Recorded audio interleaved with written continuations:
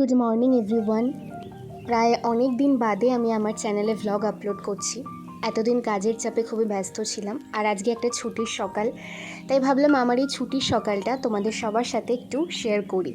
সকালবেলা ঘুম থেকে উঠেই আমার প্রথম কাজ হচ্ছে জানলা খোলা। আজকে যেহেতু ছুটির দিন, তাই 8টার সময় উঠেছিলাম ঘুম থেকে। অন্যদিন অনেক তাড়াতাড়ি উঠতে হয়, কাজ থাকে, তবে ছুটির দিন বলে একটু আলসেমোটা ছিল। আর তারপরেই আমি চলে গেছিলাম বারান্দায়। এই সকালবেলায় বারান্দায় দাঁড়াতে আমার খুব ভালো লাগে। আমি একদম চুপচাপ বারান্দায় দাঁড়িয়ে থাকি, কোনো কিছু ভাবি না, কোনো কিছু দেখি না, শুধু চারপাশের একটা শান্ত পরিবেশ, সেই দিকেই আমি তাকিয়ে থাকি। আর এই সময়টা আমি শুধু ভাবি আজকে সারাদিন কী কী করব, এবং আজকে আমার গোলস কী কী। আমার মনে হয় প্রত্যেকটা দিনই সবার প্ল্যান করে কাটানো উচিত, আমি সেটাই করি। তো আজকে আমি ঠিক কী কী কাজ করব, কীভাবে নিজের দিনটা কাটাবো, সেটাই ভাবছিলাম। আর আজকে আমার মনটা একটু খারাপ, কারণ আজকের দিনে আমার দাদু মারা গিয়েছিলেন অনেক বছর আগে, তো সেটা মনে পড়ছিল। আর এরপর আমি চলে গিয়েছিলাম ব্রাশ করতে। এই যে ব্রাশে পেস্ট দিচ্ছি। আর এখানে একটু পরে আমি হাসলাম কেন সেটা বলছি, কারণ ক্যামেরাটা অনেক কষ্টে সেট করে আমি পেস্টটা লাগাচ্ছিলাম ব্রাশে, আর কী অবস্থা এরকম হয়ে গেছে। তারপরে এই যে ফেসটা ক্লিন করা খুব জরুরি ফ্রেশ লাগার জন্য।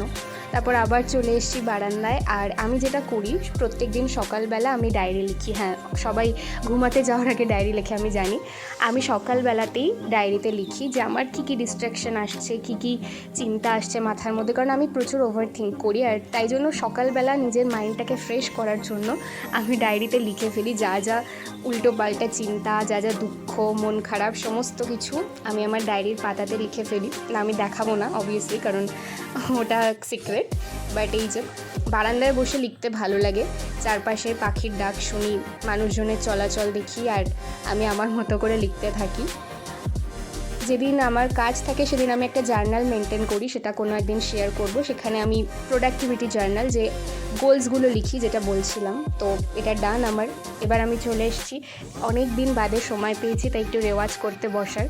আগে তো স্কুল টাইমে আমার অভ্যাসই ছিল সকাল সকাল রেওয়াজ করা। আমি গানটা ভীষণই ভালোবাসি। খুব একটা গান পোস্ট করি না, কারণ আমি নিজের জন্য গান করি, বাট ডেফিনেটলি ভাবছি যে একটা দুটো গান পোস্ট করাই যায়। তো এই যে রেওয়াজ আমি গিয়ে শোনাইনি, বাট একটু বাজিয়ে দেখাচ্ছিলাম তোমাদেরকে, বিকজ আমার একটু লজ্জা লাগে, সত্যি বলছি। এই যে প্র্যাকটিস চলছে আমার গানের। প্রথমে একটু বাজিয়ে নিচ্ছিলাম, কারণ অনেক দিন বাদই আমি সময় পেলাম, এখন একদমই সময় পাই না বসার।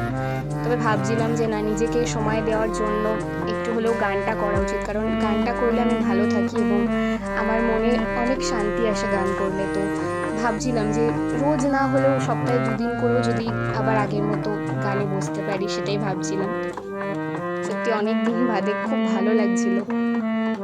একটা দুটো সরগম বাজাচ্ছিলাম এবং এইভাবেই চলছিল আমার রেওয়াজ। আর রেওয়াজের পরে যেটা খুব জরুরি সেটা হচ্ছে গরম চা। 1 কাপ গরম চা নিয়ে আমি আবার বারান্দায় চলে এসেছি। আমি বারবার বারান্দায় আসি, কারণ আমার সবথেকে প্রিয় জায়গাই বারান্দাটাই। যেহেতু আমরা সবাই ফ্ল্যাটে থাকি, খুব ছোট জায়গায় থাকি আমরা প্রত্যেকেই। মানে ছোট বলতে ঘর ছোট সেটা বলছি না, বাট কী হয়, খোলামেলা থাকে না, এই গাছপালা, বাইরের প্রকৃতির সাথে কানেক্টেড হওয়ার রাস্তা খুব কম থাকে। তো বারান্দার মাধ্যমেই যেহেতু প্রকৃতির সাথে বা বাইরের সাথে কানেক্টেড হতে পারি, তাই বারান্দায় যেতে আমার খুব ভালো লাগে। আর এই যে আমি স্নান করতে যাব, আমার স্নানে যাওয়ার জিনিসপত্র রেডি করছিলাম। এই যে আমার ড্রেস,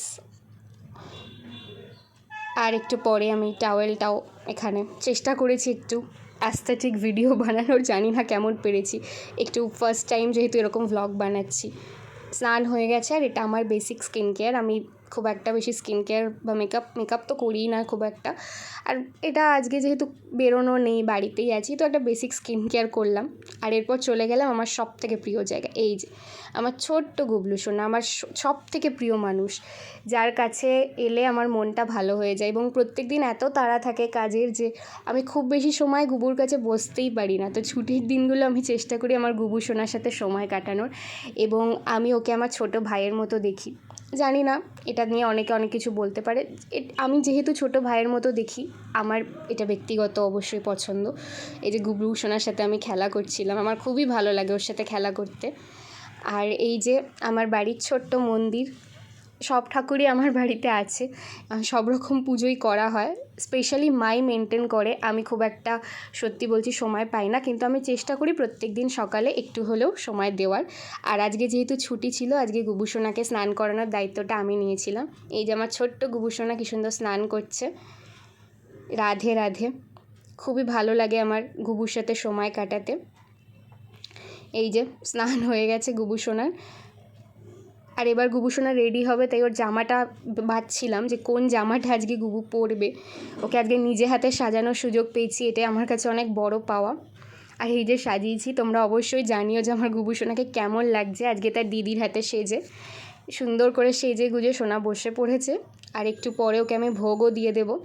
ওর সব থেকে প্রিয় ভোগ, যেটা ও স্নান করে প্রত্যেক দিনই গুবুসোনা এই ভোগটা খায়, সেটা হচ্ছে বাটার আর মিছরি। তো এই বাটার আর মিছরির ভোগ আমি দিয়ে দিয়েছি আমার ছোট্ট গুবুসোনাকে। আর তোমরা কিন্তু অবশ্যই জানিও আমার গুবুসোনাকে কেমন লাগছে। বলেইছিলাম যে আজকে আমার দাদুর মৃত্যুবার্ষিকী, তিনি আর্মিতে ছিলেন, তিনি অনেক দিন আগে আমাদের ছেড়ে চলে গেছেন। আজকে আমার সত্যি মনটা খুব খারাপ, দাদুকে খুব মনে পড়ছিল, কারণ আমি খুব ছোটোবেলায় আমার দাদুকে হারিয়েছি। তো এবার ব্রেকফাস্ট করতে এলাম, কারণ কাজ আছে, কাজে যেতে না হলেও বাড়িতে বসে কাজ করতে হবে। তো তার জন্য চটজলদি ম্যাগি বানিয়ে নিয়েছিলাম, ম্যাগিটা সব থেকে তাড়াতাড়ি হয়। তো ম্যাগি বানিয়ে খেয়ে দিয়ে এবার আমি কাজে যাব। তোমরা অনেকেই জানো যে আমি কন্টেন্ট রাইটিং করি। আজকে অবশ্য আমি কন্টেন্ট না, আজকে আমি স্ক্রিপ্ট লিখছি আমার নিউজের, আমি নিউজ অ্যাঙ্কারিংয়ে কাজ করছি। তো আমার ফিল্ড রিপোর্টিংয়ে স্ক্রিপ্ট লেখা ছিল, সেটাই লিখছি। তো এই ছিল আমার ছুটির দিন। Thanks for watching.